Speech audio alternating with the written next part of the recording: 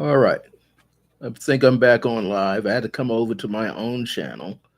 We've had this situation happen before.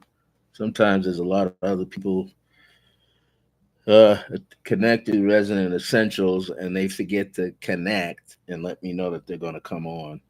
Instead, they just come on in. I don't know why people can't just say, is it your time to, I took some time off. I had to. I'm tired. I'm 73. I'm still kicking it, right? I'm still trying to do things. So I decided to come and do my Clear Blue Radiance podcast on my own YouTube channel.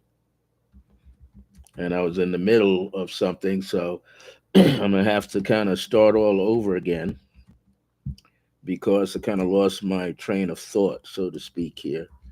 And it's okay. Maybe it'll even come out even better this time when I do it from here. Sometimes people just forget to check in. I don't know. I check in with everybody else. So, anyway, let me put my circle of grace name here.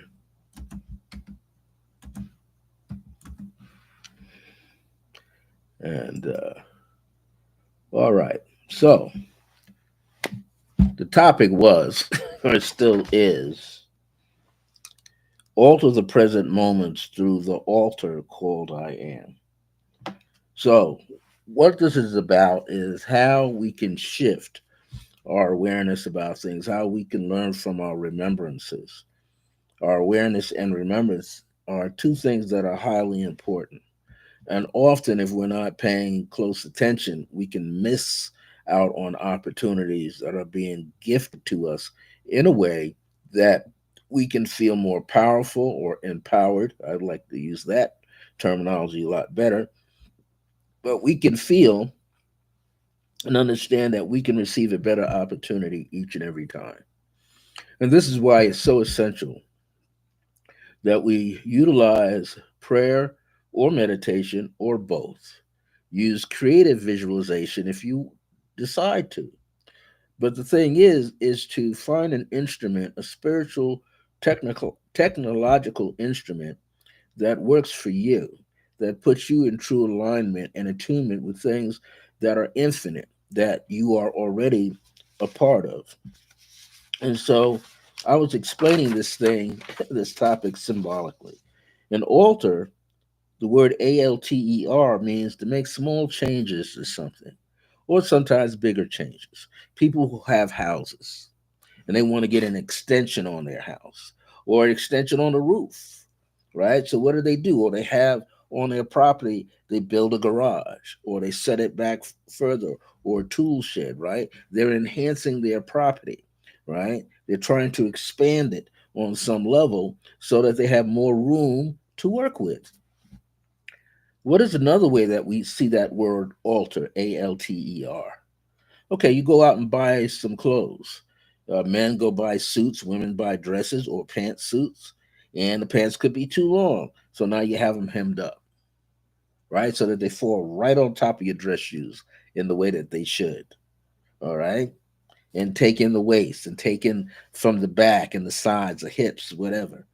Or a jacket, right? Take in the sides or loose, let it out, and make sure that you're comfortable. Are the sleeves the right length for your shirt, blouse, or jacket? Or it's a hat, right? Make sure you got it sits right, that you feel comfortable wearing it. Those are alterations, okay? Alterations. You change your. How many people had parents, grandparents, and they change the setting of their living room or their house or their bedroom according to the four seasons? The winter time, we would see seasonal things representing the winter. Springtime, seasonal things representing spring. Fall time, usually people put out what some pumpkins out or designs of pumpkins out, to capture that essence of the year, or burnt orange colors out, rust brown colors out, or the summertime. Why? You freshen out the mood, think differently, feel differently. Well, then there's the word altar, Altar. Now, what is an altar? This is a raised structure like a pedestal, a table. It could be a long table, 4 feet, 6 feet, 8 feet, depending on what you're working with. And you put tools on that altar. And that altar is mainly for, in most cases, worship. In other cases, developing a relationship with higher forces of energy that one is choosing to work with. And in various cultures around the world, you can go to Asian countries, African countries, and nations, and you will see altars set up. You'll see them in places of worship set up. You'll see them in other locations set up. But nonetheless, you will see them. Whoever's tuning in right now, thank you. Somehow I got kicked off the other one. I don't know why that happens, but it happens. So I'm back here and I'm redoing it all over. Melanie, good morning, Melanie. How you doing? Glad to see you here. I hope everything went well for you when you had to take care of some health situations. I feel like you're okay. So, as I was saying in this presentation, an ALTAR is a raised structure, and on it you will have elements that represent fire, air, water, and earth, and spirit. Now, there's all kind of uses of altars. People have altars set up for the ascended masters, for the angels that they feel a connection with, or certain saints, religious saints, okay, that they have a connection with. And so people will do that. Now, other altars have not only that, but they have ancestral deities, statues, photographs that represent different deities. And then their ancestors, their elders. And in some cultures, not only do you have a picture of the elder, you might have their favorite cigar or cigarette, their favorite cologne or perfume on the altar so that you can smell it, or you just keep it in capped, or you might put their favorite piece of jewelry. Could be a bracelet, could be a tie, could be a pendant, a ring. Other people in other cultures place something that represents the particular food item that they enjoyed eating. Now, I used to enjoy intimate cake, so if I pass over the other side, I want a slice of intimate cake. No, you don't need to do that for me. You can put a picture there, I'm fine. But these things would mean represent feeding the spirit. Some cultures, they put money there because they want the ancestor who may not have been a wealthy person in this lifetime to feel that money is there for them in the spirit world. But it depends on how you grow up and how you live in these things. My mother was my first metaphysical and spiritual teacher, and she knew about these things being like that. But she said, "You don't have to do that. Spirit's gonna come to you if the spirit's meant to come to you, and if you stay attuned to the spirit force, it's gonna choose you anyway." Because when we cross over, we're busy doing other things. We're trying to tighten up and climb the ladder, the soul ladder. We're trying to relearn what we've lost, what we've forgotten in this world. We try to like find it in the other world. And we try to enhance ourselves to move forward. And so an altar is designed to help yourself to become more developed. Here's the thing that I found out that the ALTER is good for, and that's developing your abilities and skills for seership, SEERSHIP, to see, developing this third eye, developing your chakras. So you might have certain candles there that represent certain chakras you're trying to open up and enhance. But mainly, you're trying to remember that the chakras, for most part, are open. You're just going to use them in a completely different way for yourself. So this is essential to your well-being. Again, this topic is called, there's Holly Hunnit. Melanie beat you. Hey, this is good though. Uh, Alter the present moments through the altar called I am. Now, here are some of the symbolic things that are on the altar, but I describe them differently. Discover our true self. How can you discover your true self? What on the altar represents the discovery of your true self? Well, our life, as we know it, is very much like an altar cloth. Every altar has an altar cloth, and there are a series of colors. If you're pertaining to the tree of life, then there's 10 specific colors used differently on that altar, different days of the week. If you're using the Kabbalah, the tree of life, if you're just going with the different days of the week, the 7 days a week, instead of using 10 altar cloths, you have seven altar cloths. So, like Sunday, you might use gold and red, or just gold and yellow, or yellow and red, or just one of those colors. On a Monday, you would probably choose blue or purple. You see, more blue because you want something more watery. Some people will use maybe a teal blue, right? Because they want that greenish blue look of water, how it looks. Some people might use white. That's another way. Then you go to Tuesday. Now you got red or maroon. Okay, that's the Mars quality. Sunday, Monday, Tuesday. Wednesday, people might use more metallic color or silver. Okay, that's representative of like Mercury. Then there's Jupiter. Well, now Jupiter's up, so you can either use blue or purple. Some people use both because Jupiter, ruling what Sagittarius, right, has its color. All right. Now, the purple is also shared, like Neptune, with Pisces. So you're going to decide which one feels best for you. And then there's the Venus day, which is Friday, and that's green.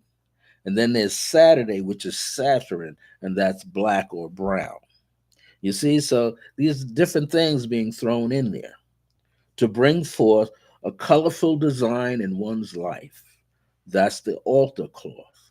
That's when you begin to discover who you are, your true self.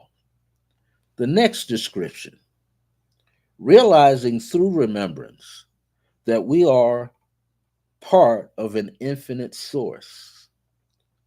Now, like the singular candle or group of candles, we use to represent directions, the cardinal directions that we're traveling in, that we desire to travel toward our destination or destinations. Now, let's say you might say, well, I don't have a lot of candles.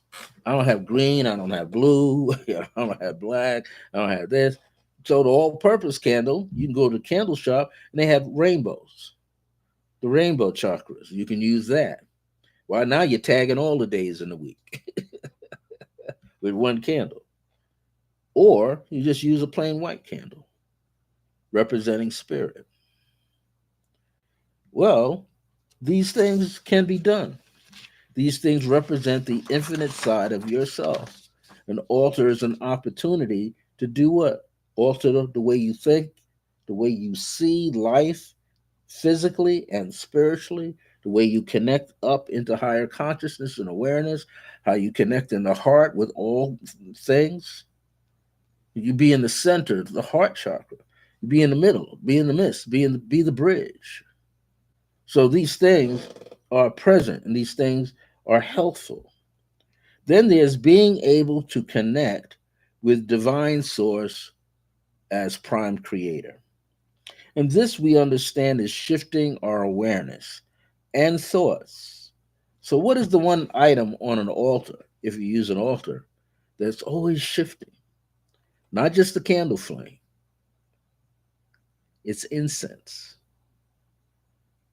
Use an incense stick, use an incense cone, powdered incense in an urn that can hold the heat, or you use gum resin of certain incenses.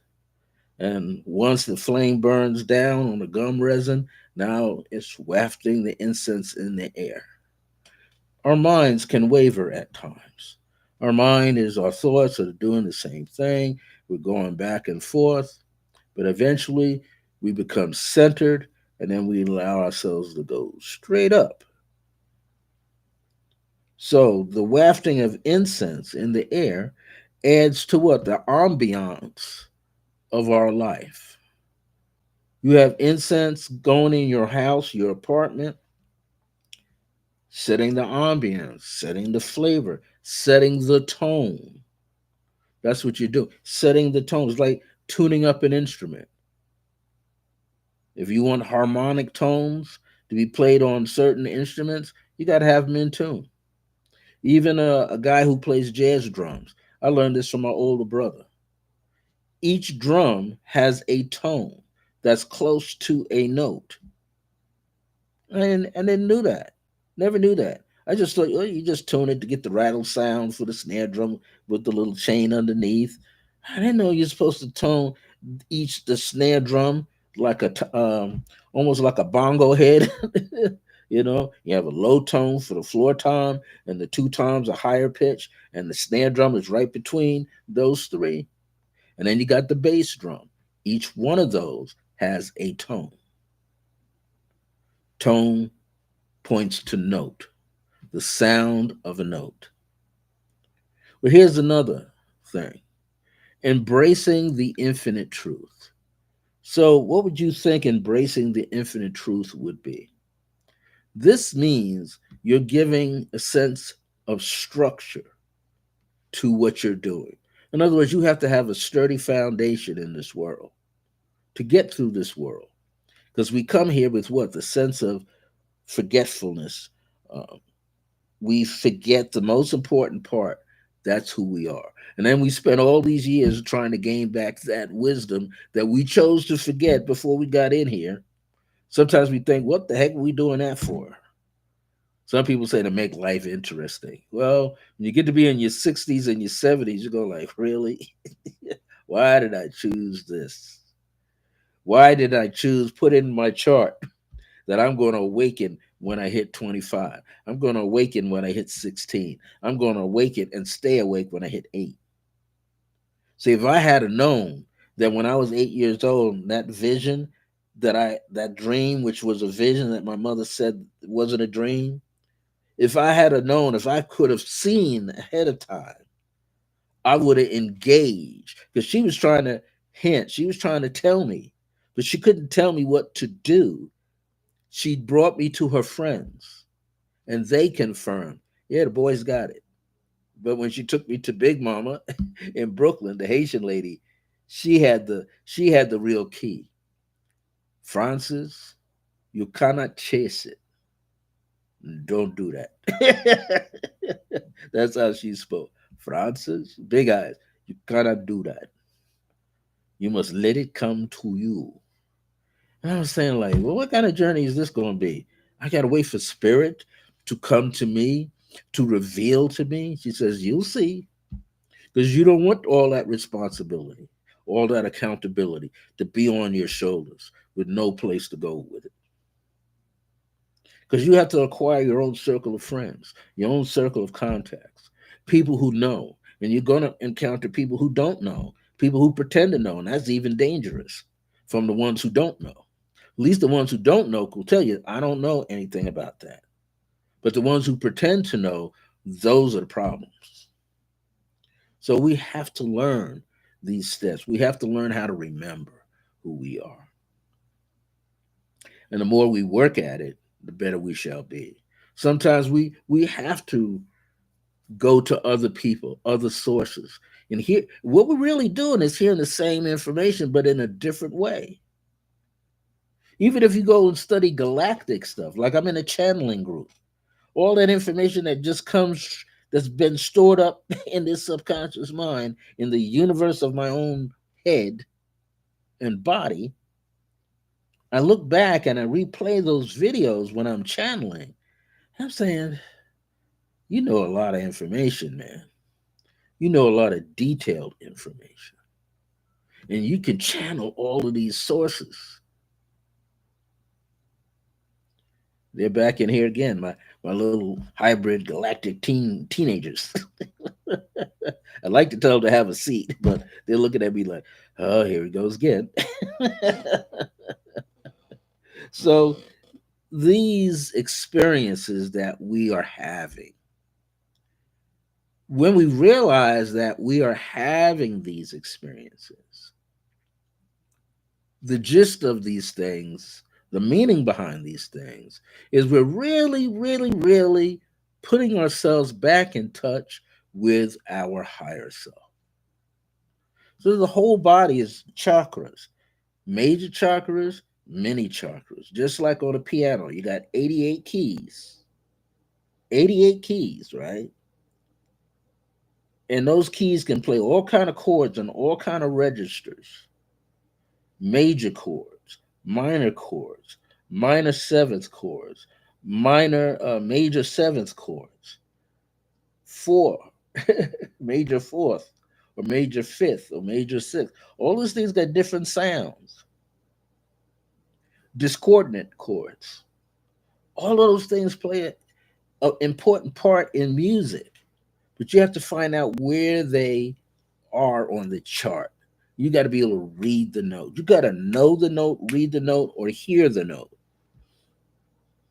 People used to say to me, "Oh, you're not going to be good because you don't have perfect pitch."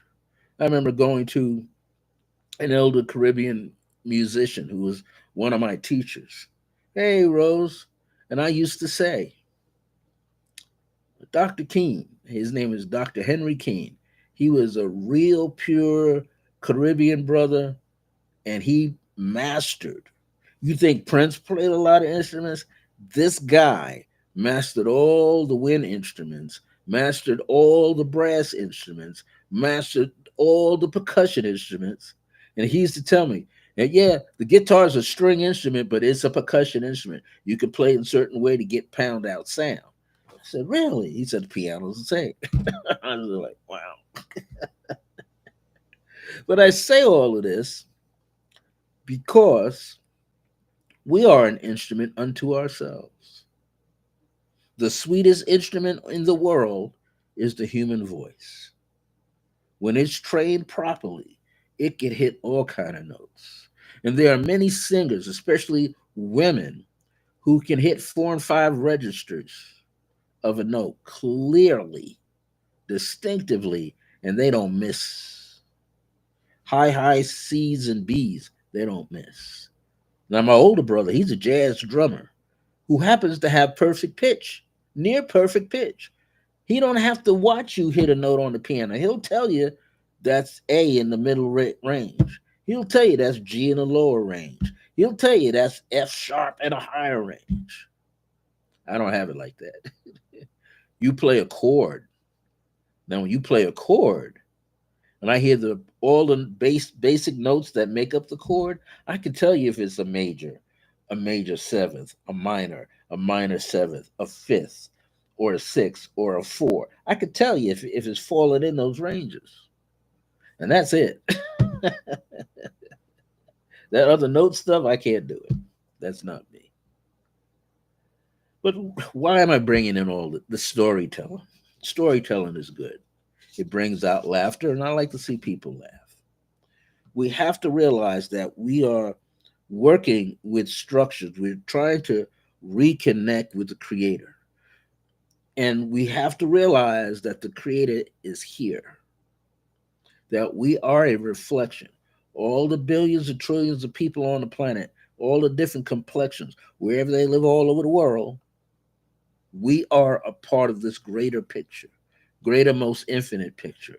And there's beings on the planet we haven't even met yet, walking on the earth. This is why archaeologists will go discover an island or go somewhere.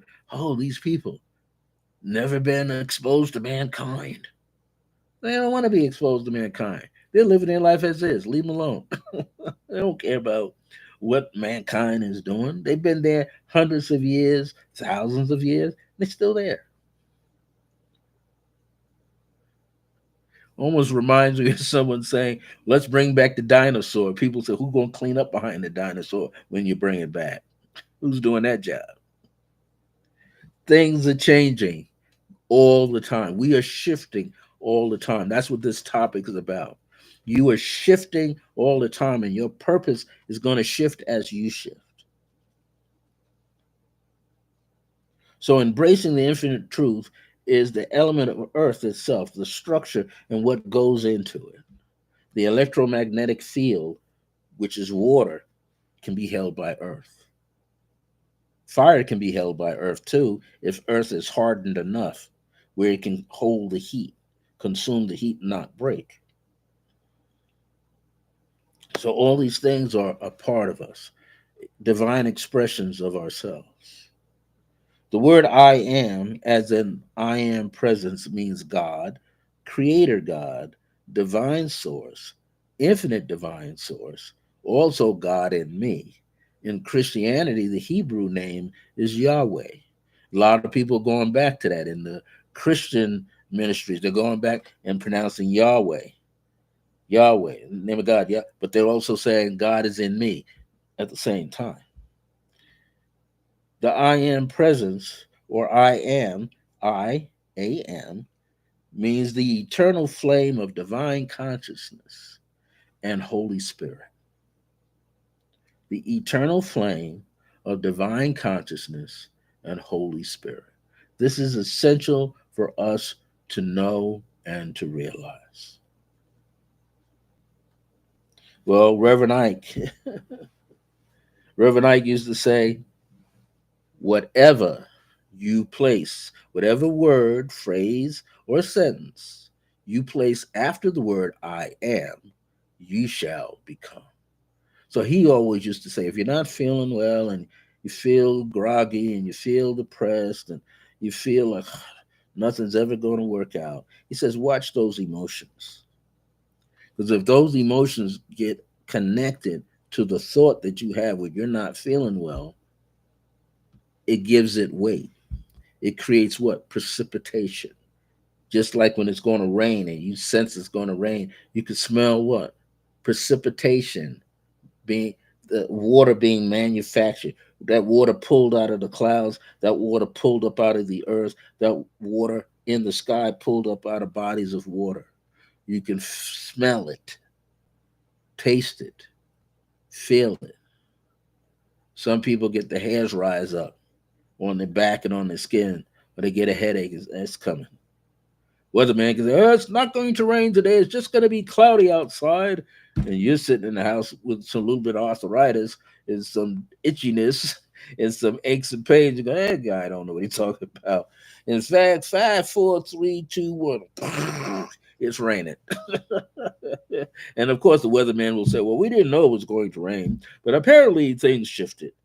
And listen to the human form, listen to the body. Animals know. Insects know. They're not wearing a watch, Apple Watch. They don't have a map in front of them. They don't know TV set. They're seeing vibrations and feeling vibrations flowing through the earth, and they're reading it properly. What does Brother Holly Hemmett says? I am rich in. Oops. Let me get my. I'm rich in optimal health, in wizardry, in happiness, in love, in great success, in prosperity. Yes, you are. So, everybody should state something in the chat about what you know yourself to be. You see, because I am is such a powerful word. It's a part of I am that I am. You designating, you're pointing to something that you have a connection with. It is a declaration, a decree of one's existence. That's what I am is. It's a decree about your existence in the now, in this present moment. So your altar, Altar, is the name I am.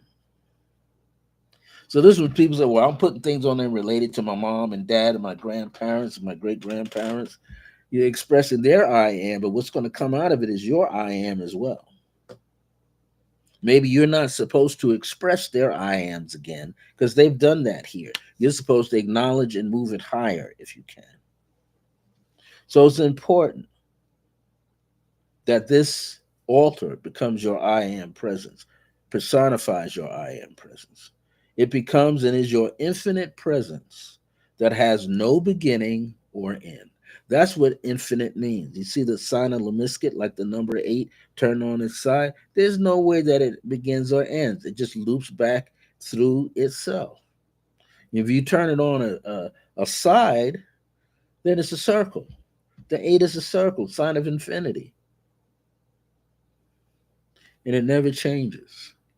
But the vibration can get higher or go lower, but in essence, it never changes. It's who it is, it's spirit. And so, what we begin to realize when a person prays incessantly and meditates, the one who is doing this diligently with patience eventually can attain full awareness, full remembrance, full oneness with the divine presence known as I am. In other words, that's when you say, I have an epiphany about something, or you say, oh, I know who I am now. Oh, I feel better about myself.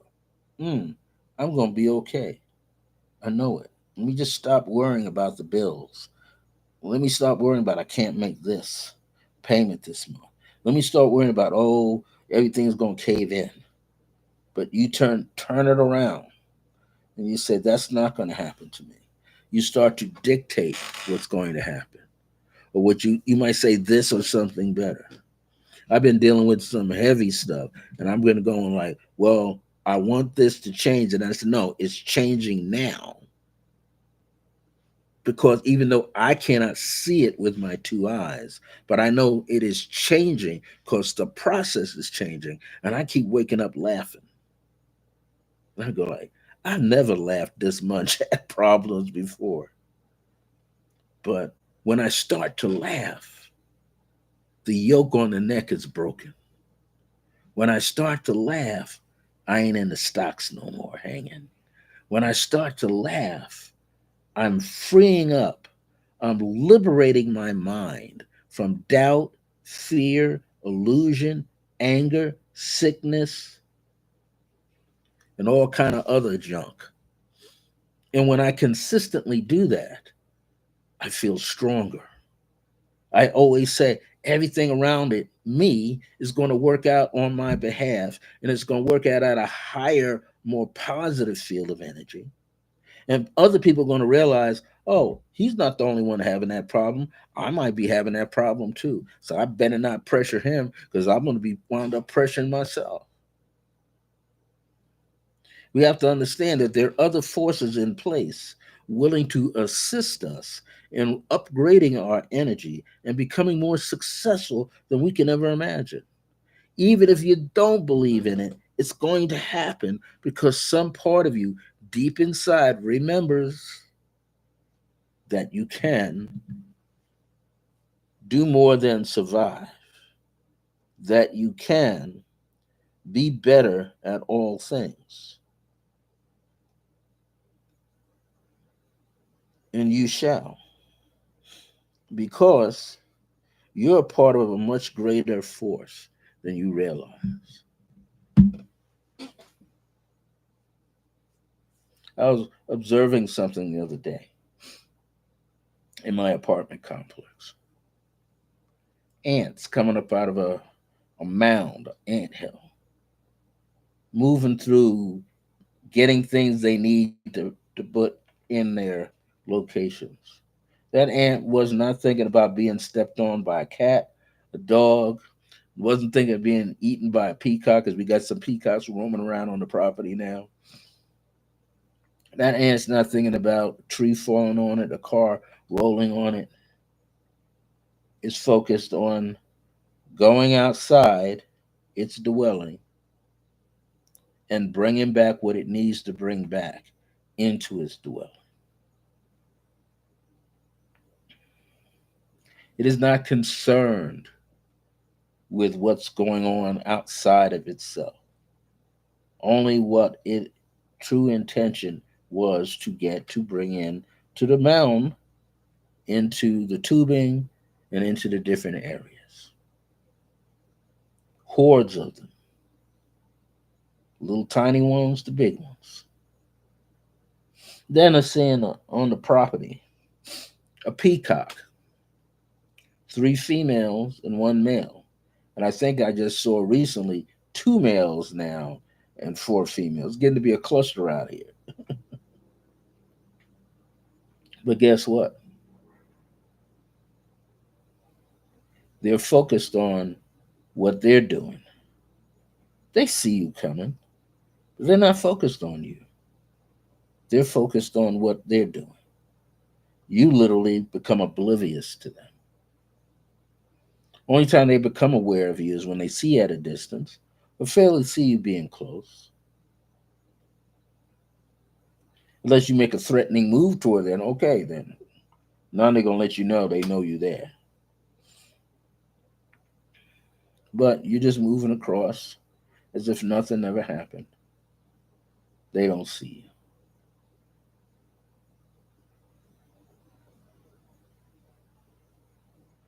This is an amazing journey we call life, right? There's always something happen, always something going on that sometimes we are totally unaware of.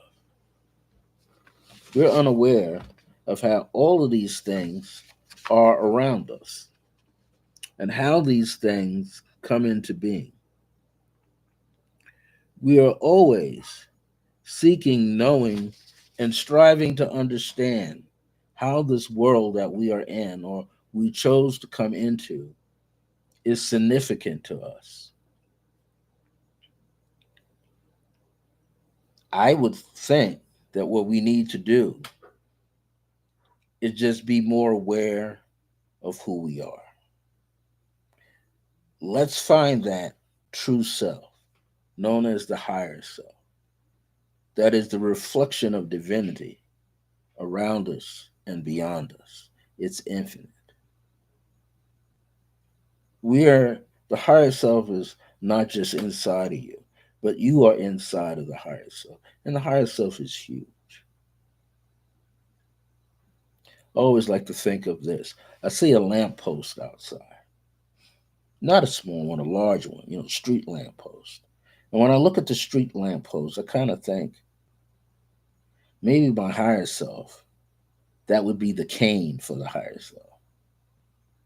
Well, if that lamppost could be 15, 20 feet tall, imagine the higher self being three times as tall as that. That's a lot of height. In other domains, the higher self can be recognized as being 350 feet tall or many miles tall. People say, well, have you ever seen it like that? I've got some glimpses and dreams of my higher self being huge, and I'm like the ant, just like the little ant on your finger, and then you're this humongous form. You on Earth compared to your higher self is a humongous infinite form. But we're taught not to see it that way or feel it that way. But maybe we can start.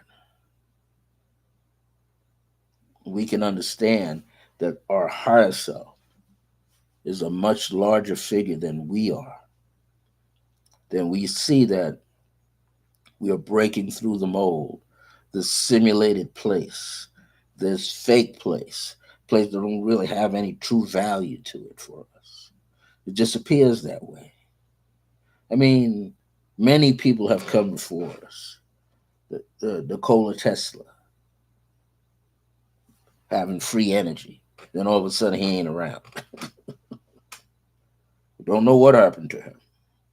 Every time someone finds a way for things to be free for humanity, somebody comes along or groups of people come along and wipe those individuals out. Always trying to be disruptive. We say, well, those people like revolutionaries, they're being disruptive. They're disrupting the status quo. Are they? That's what we've been told. There's people here that are not supposed to be here. We already know who they are. There are people who are constantly disrupting the lives of other people. We know who they are. But what are we supposed to focus on? We should focus on our own freedom, our own spiritual freedom, our own spiritual knowledge and awareness of who we truly are. And the more we work, and we're not the only ones. There's 10,000s, 100,000s of people, 250. I would think that there's over at least a 500,000 people on the planet that know better. I would think that there is 250,000 on each each continent that knows the truth. Just have to connect.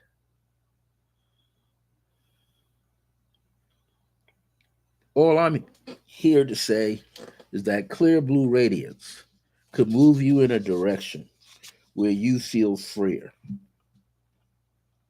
where you're all about the oneness of divine presence known as I am. That you are aware of this and that you begin to remember as well. I'm not the only one, and I'm not perfect yet, and I didn't reach the height that I want to be at yet.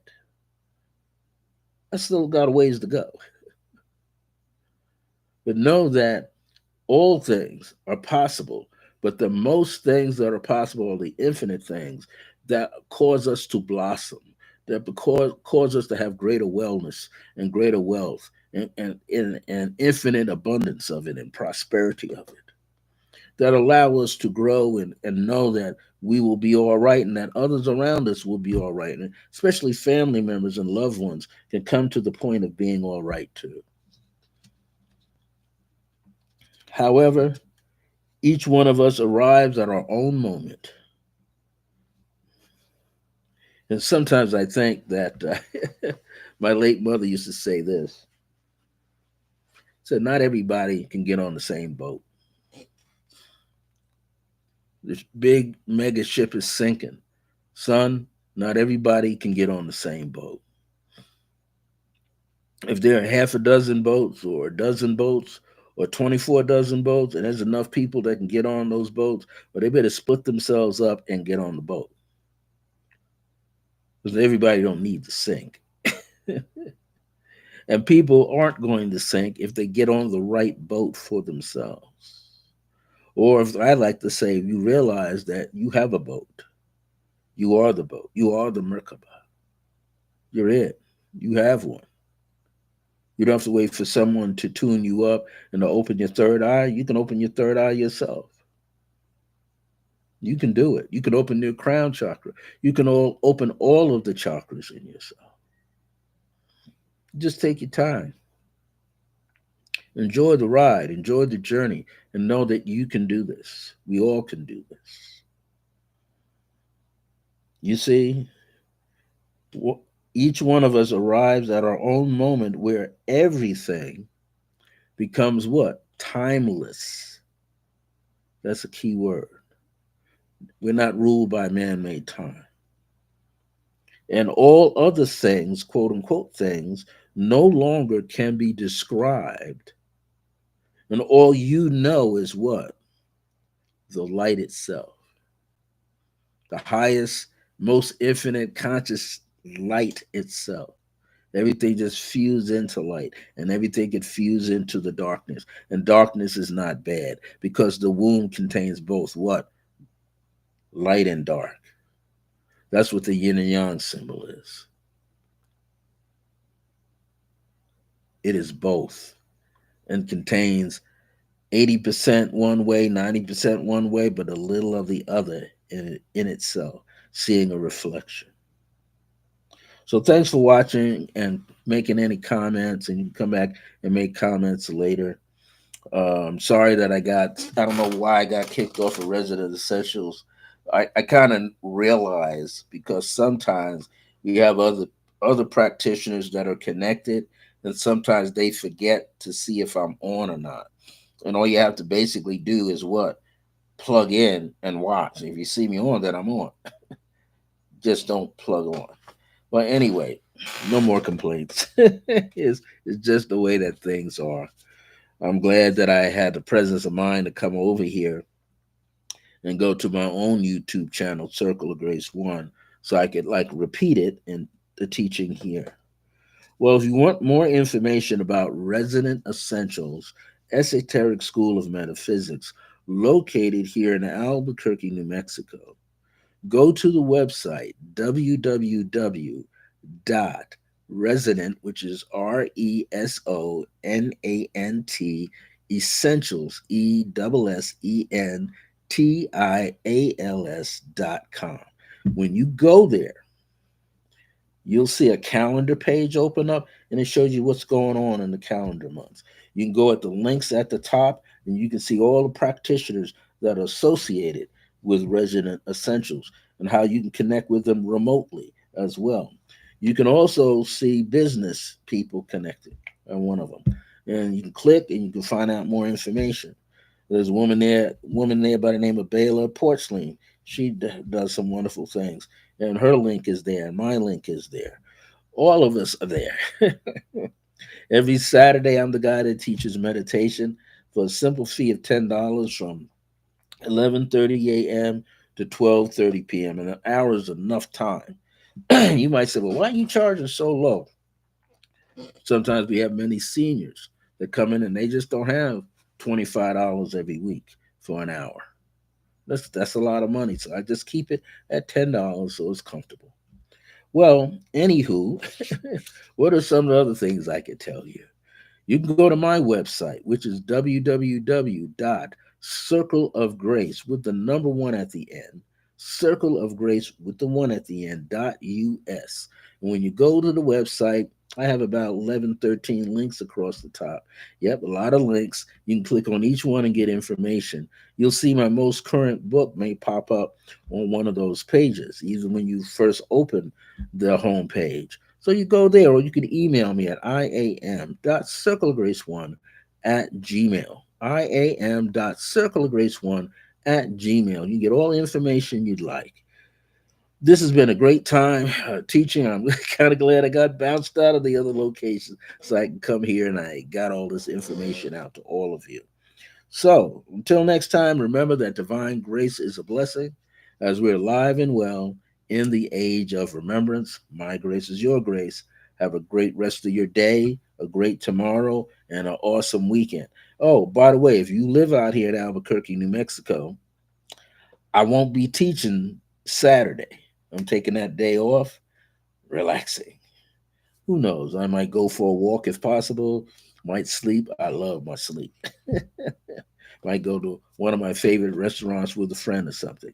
But anyway, I will be back Saturday, which will then put me August the 23rd and August the 30th in this month, or Saturdays from 11:30 a.m. to 12:30 p.m. I will be at Resident Essentials Esoteric School of Metaphysics, located at 2703 Broadbent Parkway, Northeast, Suite J in Albuquerque, New Mexico, zip code 87107. You can go to the website and see all of that right there. Anything else I need to tell you all? Well, I think that's it. Take care of yourselves. Thank you for being here and being present with me. I should say this, I had a class that I wanted to teach, a course for 8 weeks, and it was called Clear Blue Radiance is the Light Within, and it was 8 specific topics that I was going to teach.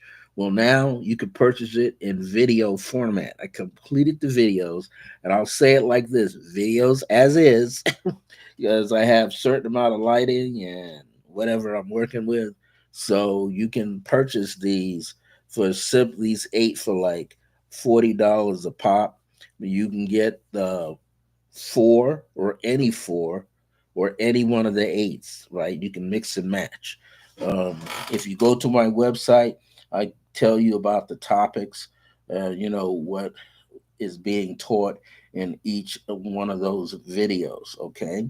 Some of the videos last about 31 to 35 minutes, and some may go up to 50 minutes. I think the last one was about 46 minutes.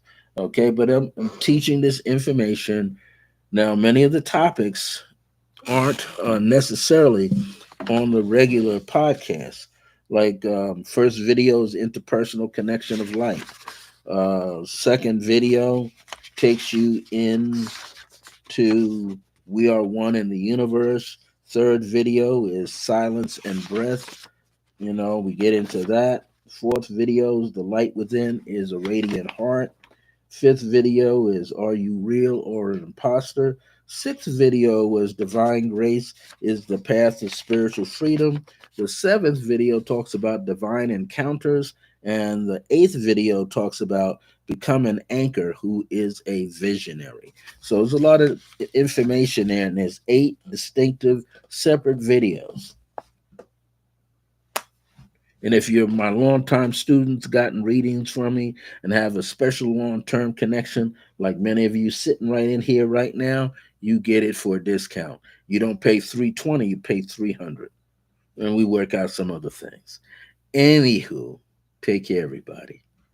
Love you much, love you unconditionally, and again, until next time, remember that divine grace is a blessing as we're alive and well in the age of remembrance. Bye. And before I say bye, Melanie Hall, Holly Hemmett, Rose Jefferson, whoever else might be hanging out in here, like Indigo Moon and any other people, could be Barbara Ewing hanging out in here, could be Julie hanging out in here. You know, there's a lot of people hanging out in here. Bye, everybody. And those of you that follow me in the channeling group, I'll be channeling this Sunday, the third Sunday in August, and that's through High Vibe Channeling. You should be a member on Facebook for that. And I usually go on, I'm like the cleanup batter. So I go on about, let me see, I think it starts at 6:30. Yeah, they start at 6 o'clock or 6:30, which is 4 or 4:30 for me. But I don't go until 5:30, which is 7:30 p.m. on the East Coast for them. So I'll be in there and channeling up a storm. Who knows? I might pick up more of the hybrid cheering. There's a host of them in here now. They seem to just bring more. Hope they don't eat up my cookies. Anyway, I'm just feeling happier and more rested. So take care of yourself, everybody. See you next week.